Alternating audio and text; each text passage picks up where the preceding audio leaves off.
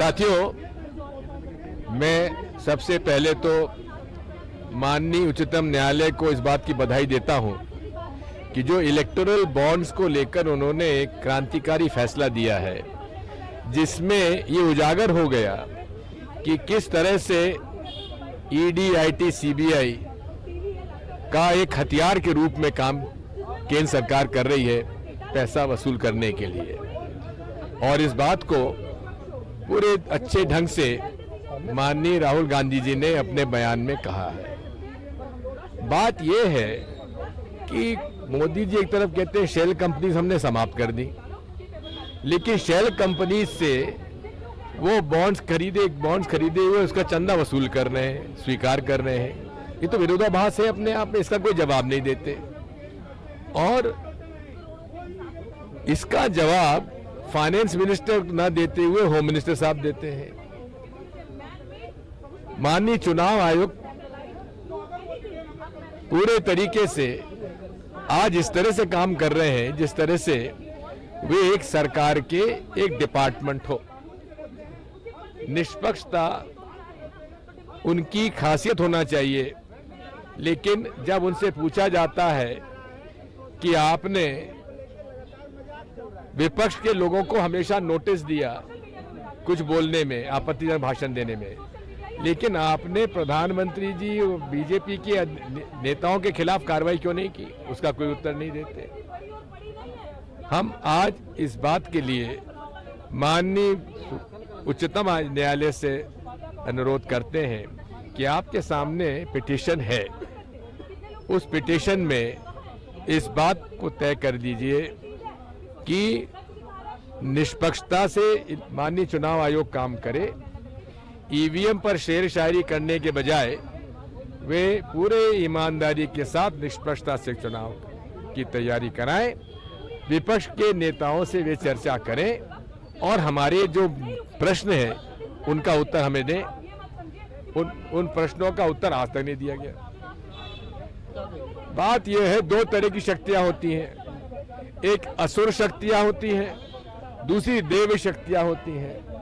असुर शक्तियां वो होती हैं जो असत्य, हिंसा, नफरत और लोगों पर अत्याचार करते हैं। असुर शक्तियां आज मोदी जी की सरकार में विद्यमान है। और देवी शक्तियां वो होती हैं जो अन्याय के खिलाफ न्याय मांगती हैं। तो राहुल जी ने जिस शक्ति का उल्लेख किया है वो असुर शक्तियों का उल्लेख किया है और देवी शक्तियों से न्याय की उम्मीद की है। ये सैकड़ों एडवोकेट्स और सिविल सोसाइटी के लोग आज सुप्रीम कोर्ट से गुहार लगाने आए हैं कि सुप्रीम कोर्ट इंटरवीन करे और चुनाव आयोग जो 10 महीने से 28 पार्टियों के अलायंस से इंडिया गठबंधन से मिलने को तैयार नहीं है, उसका समाधान करे। ईवीएम, राजा की जान ईवीएम में है, ये राहुल गांधी जी ने कहा। और दूसरी तरफ बीजेपी कहती है कि 400 पार, तो 400 पार आप पा ही रहे हैं। मोदी जी बड़े पॉपुलर हैं, डंका बज रहा है पूरे देश में, तो डर किस बात का, ईवीएम से चुनाव क्यों करा रहे हैं।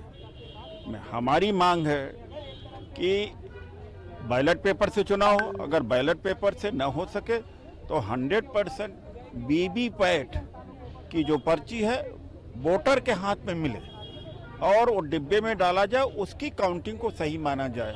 वरना ये ईवीएम की सरकार हो और इतना महंगाई, बेरोजगारी के दौरान ये कैसे जीत पाएंगे। 2019 का जब लोकसभा का चुनाव आया था तो जो वेबसाइट पर वोट की संख्या थी और काउंटिंग वाली वोट की संख्या में फर्क आया था, और जब जिसने इसको मुद्दा बनाया उसके खिलाफ कार्रवाई भी किया और चुनाव आयोग ने वेबसाइट से वो डाटा हटा लिया था।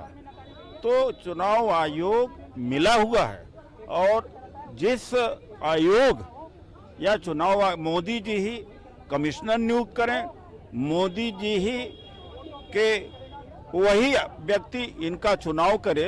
हालत वही है कि क्रिकेट के खेल में बैट्समैन भी यही, बॉलर भी यही, फील्डर भी यही, एम्पायर भी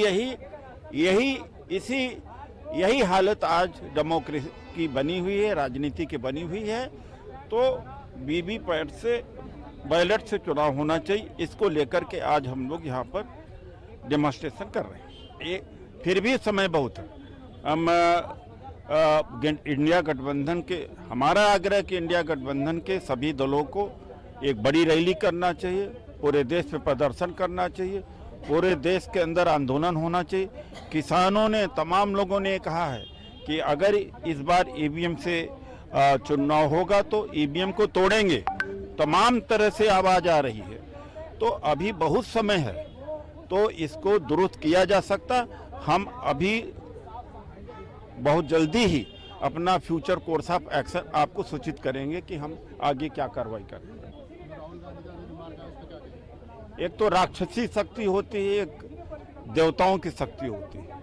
तो देवताओं की शक्ति का जो रिप्रेजेंटेशन राहुल जी करते हैं और राक्षसी शक्ति का आरएसएस, बीजेपी, मोदी जी करते हैं, तो इसीलिए वो घबराए हुए हैं। क्या शक्ति का कई इंटरप्रिटेशन होता है। तो राहुल जी जननायक हैं, जनता के लिए करते हैं, छल कपट नहीं करते, झूठ नहीं बोलते, हिंसा नहीं कराते, जहर नहीं फैलाते। तो ये दैवी शक्ति के प्रतीक है और उधर राक्षसी शक्ति के प्रतीक है। इसका ये मतलब समझा जाए।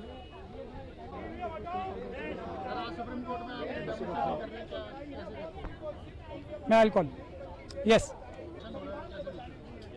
नहीं, प्रदर्शन नहीं हो रहा है। ये नारा हमारा क्या आपने देखा भी, सुप्रीम कोर्ट तुम न्याय करो, हम तुम्हारे साथ हैं, हम कोई दबाव सुप्रीम कोर्ट के ऊपर नहीं आने देंगे।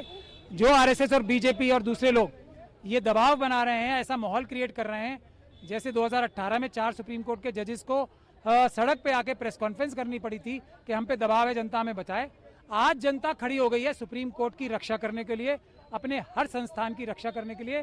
कोई दबाव में आने की जरूरत नहीं है। न्यायपूर्ण, तुरंत, त्वरित जस्टिस करें। देश पूरा साथ खड़ा है, हर एक बहादुर जज के साथ, हर एक ईमानदार और बहादुर जज के साथ। कोई आरोप, कोई हमला हम अपनी संस्थानों पे नहीं होने देंगे। हमारी मांग यही है कि दुनिया भर में कोई भी संवैधानिक कोर्ट ऐसा नहीं है जिसने ये कहा हो कि पेपर बैलेट से चुनाव नहीं होने चाहिए, या ये कहा हो कि ईवीएम से चुनाव सुरक्षित हो सकते हैं। बल्कि ईवीएम से सुरक्षित चुनाव नहीं हो सकते। दुनिया भर के संवैधानिक कोर्ट्स ने ये निर्णय दिया है। पेपर बैलेट से चुनाव सुरक्षित होते हैं, सबसे ज्यादा ये निर्णय दिया है। और सुप्रीम कोर्ट की भी जो जजमेंट्स हैं वो ये कहती हैं कि जो ईवीएम से चुनाव है वो सुरक्षित कुछ कंडीशंस के बाद हो सकते हैं। पेपर बैलेट के खिलाफ एक भी दुनिया में, ना भारत के किसी कोर्ट में, ना दुनिया के किसी कोर्ट में एक भी जजमेंट नहीं है।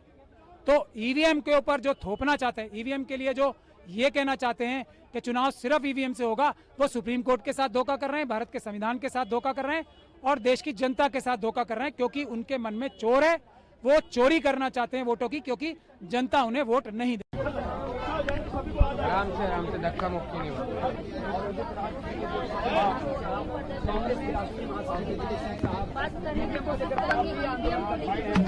Hello hello hello hello